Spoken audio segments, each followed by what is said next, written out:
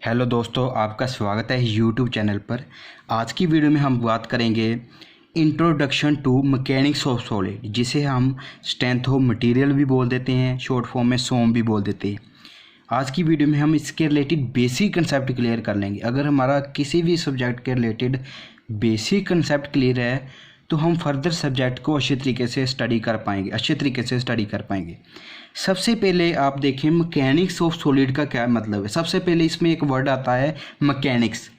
Mechanics का मतलब होता है कोई सब्सटेंस फोर्सेस को किस तरह से रिएक्ट करता है, कोई सब्सटेंस फोर्सेस को किस तरह से रिस्पॉन्ड करता है, उसका मतलब होता है, उसे हम बोलते हैं मैकेनिक्स। मैकेनिक्स का मतलब होता है, mechanics means respond of a substance two forces.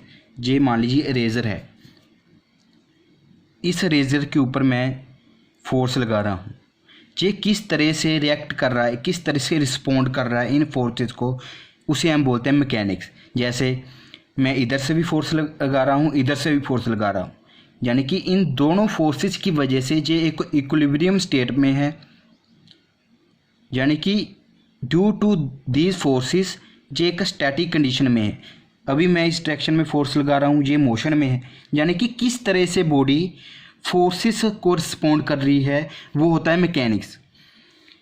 हम जैसे टॉम स्टडी करते हैं, theory of machine, engineering mechanics study करते हैं, फ्लूइड मैकेनिक्स स्टडी करते हैं। इनका कारण है, इन जो 3-4 मैकेनिक्स के रिलेटेड सब्जेक्ट है, इन्हें स्टडी करने का एक प्रॉपर कारण है, वो मैं आज की वीडियो में आपको बताऊंगा।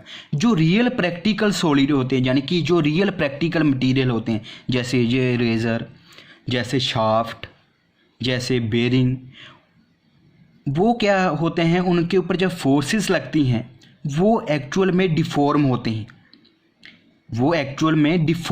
हैं, जैसे इस रेजर के ऊपर फोर्स लगा रहा हूँ, ये डिफॉर्म हो रही है। इन चीज़ों की स्टडी को, यानी कि रियल प्रैक्टिकल सॉलिड की हम स्टडी करते हैं स्ट्रेंथ ऑफ मटेरियल या फिर मैकेनिक्स ऑफ सॉलिड में। जो रिजिड बॉडीज होती हैं उनकी स्टडी हम करते हैं इंजीनियरिंग मैकेनिक्स में, टॉम में। ओके, रिजिड बॉडी क्या होती हैं? एक्चुअल में रिजिड बॉडी होती नहीं है। रिजिड बॉडी का मतलब है जो चीज़ डिफॉर्म ना होए, मगर एक्चुअल में कोई भी बॉडी है, कोई दीवार है, मान लीजिए कोई दीवार है, उसके ऊपर जब हम फोर्स लगाएंगे, एक लिमिट से ज़्यादा फोर्स लगाएंगे, वो डिफॉर्म होगी, यानी कि एक्चुअल में कोई डिफॉर्म रिजिड बॉडी होती नहीं है। यानी कि कोई भी बॉडी है, अगर हम उसके ऊपर एक लिमिट से ज़्यादा फोर्स लगाएंगे वो डिफॉर्म होगी। इसके रिलेटेड मैं आगे वीडियो में आपका कंसेप्ट क्लियर करता हूँ।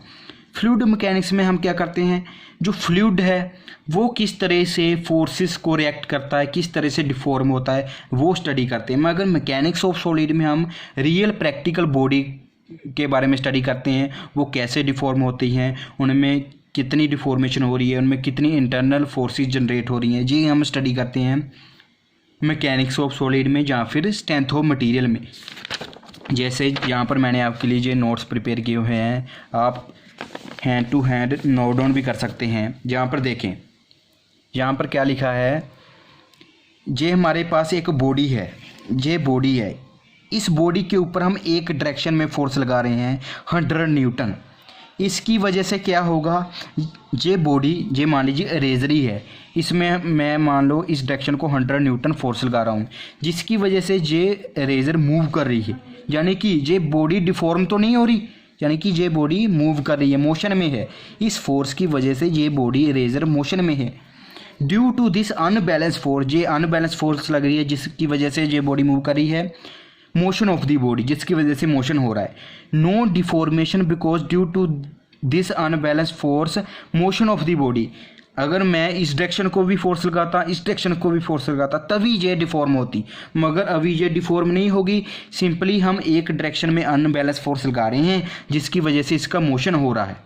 सो इन दैट कंडीशन, ये मेन पॉइंट है, नोट डाउन कर लेना। So in that condition body behaves like a rigid body, यानी कि इस कंडीशन में हम बॉडी को कंसिडर कर सकते हैं एज अ रिजिड बॉडी, मगर एक्चुअल में ये रिजिड नहीं है, ये डिफॉर्मेबल बॉडी है।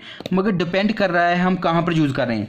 अभी देखें, मैं यहाँ पर फोर्स लगाकर इसे मूव करा रहा हूँ, मोशन में है, यानी कि इस समय इस पर अनबैलेंस फोर्स लग रही है जिसकी वजह से ये मूव कर रही है, यानी कि इस समय हम इस इरेजर को रिजिड बॉडी कंसिडर कर सकते हैं।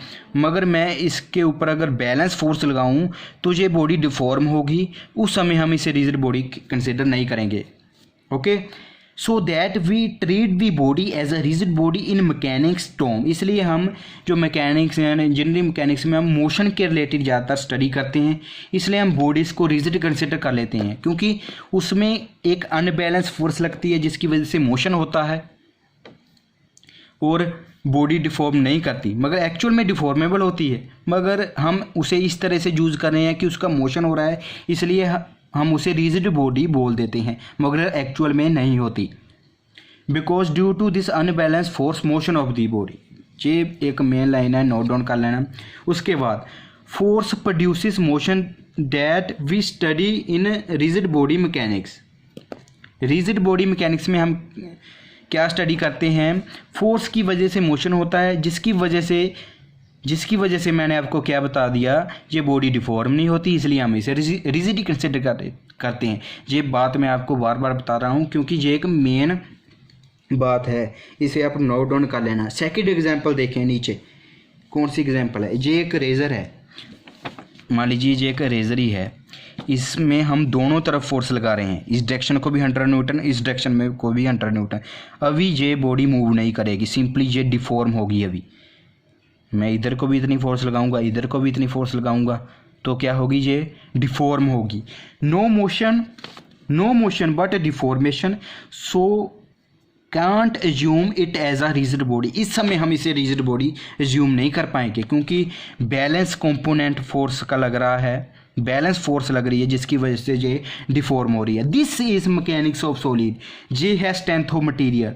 बैलेंस कंपोनेंट ऑफ फोर्सेस को स्टडी करना, ये है mechanics of solid, strength of material. सोम, जब बॉडी डिफॉर्म होती है उस समय कितनी डिफॉर्मेशन हुई, ये डिफॉर्मेशन कितनी हुई, कौन कौन सी इंटरनल स्ट्रेसेस जनरेट हुई, फोर्सेस जनरेट हुई, ये स्टडी है मैकेनिक्स ऑफ सॉलिड।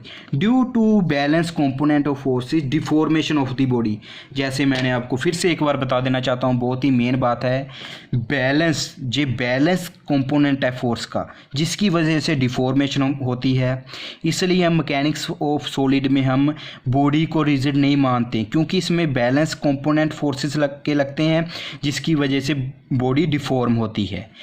मगर टॉम इंजीनियरिंग मैकेनिक्स में बैलेंस कंपोनेंट नहीं लगता, अनबैलेंस कंपोनेंट लगता है जिसकी वजह से बॉडी मूव करती है, तो हम उसे रिजिड बॉडी की तरह कंसीडर करते हैं।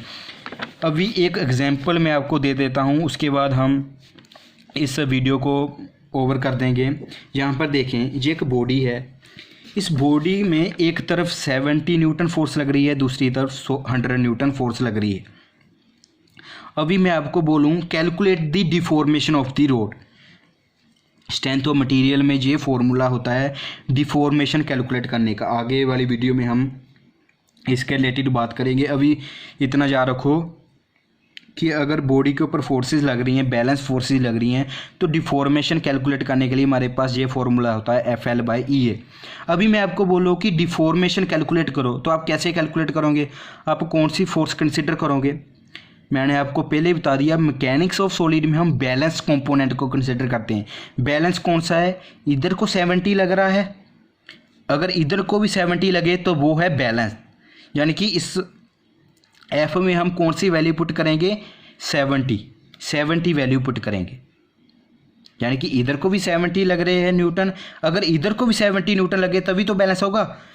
तो यहाँ पर फोर्स लेंगे हम 70 L/EI। यहाँ पर मैंने इस तरह से कैलकुलेट किया है, 70 इधर को भी 70 इधर को 70, ये है मैकेनिक्स ऑफ सॉलिड, यानी कि इसकी वजह से डिफॉर्मेशन होगी। डिफॉर्मेशन कितनी होगी? FL/EA। L भी इसकी कुछ लेंथ होगी, E इसकी प्रॉपर्टी है, A भी इसका एरिया है, डिमेंशन प्रॉपर्टी है, ज्योमेट्रिक प्रॉपर्टी है। अभी अगर मैं आपको अकॉर्डिंग टू इंजीनियरिंग मैकेनिक्स बोलूँ, इसी बॉडी में बोलूँ कि आप इसकी एक्सेलरेशन कैलकुलेट करो, तो आप कैसे कैलकुलेट करेंगे? एक्सेलरेशन क्या होती है? Force is equal to mass ma। A calculate करना है, ए होता है F/A, ए होगा F/m। इस बॉडी का मास हमें पता है। अभी हम इसमें F कौन सी पुट करेंगे? बैलेंस और फिर या फिर अनबैलेंस, अभी हम इसमें पुट करेंगे अनबैलेंस, क्योंकि हमें पता है इंजीनियरिंग मैकेनिक्स में हम अनबैलेंस फोर्स को कंसिडर करते हैं। अनबैलेंस फोर्स की वजह से मोशन होता है, जिसकी वजह से ये बॉडी डिफॉर्म नहीं होती, इसलिए हम उसे रिजिड बॉडी की तरह कंसिडर करते हैं। तो मैंने यहाँ पर डायग्राम बना ली। अनबैलेंस कितना है 30, इधर को 0 होगा, अनबैलेंस है, जिसकी वजह से ये बॉडी इधर को मूव कर जाएगी। तो मैंने यहाँ पर फोर्स लिख दी 30/m, इस तरह से हम ए को निकाल लेंगे। ये है मैकेनिक्स, ये है सॉन्ग। एग्जाम्पल से मैंने आपको बता दिया।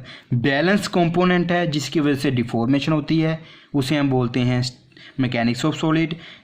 जब अनबैलेंस कंपोनेंट की वजह से मोशन होता है उसे हम बोलते हैं इंजीनियरिंग मैकेनिक्स। यहाँ पर मैंने लिख दिया this study is mechanics of solid. यहाँ पर एक और डेफिनेशन लिख देना, equal and opposite force that deform the body is known as load. आगे वाली वीडियो में मैं आपको बताऊँगा। अगर आपको ये वीडियो अच्छी लगी है, इसे आप अपने फ्रेंड के साथ ग्रुप में शेयर ज़रूर कर देना। Thank you.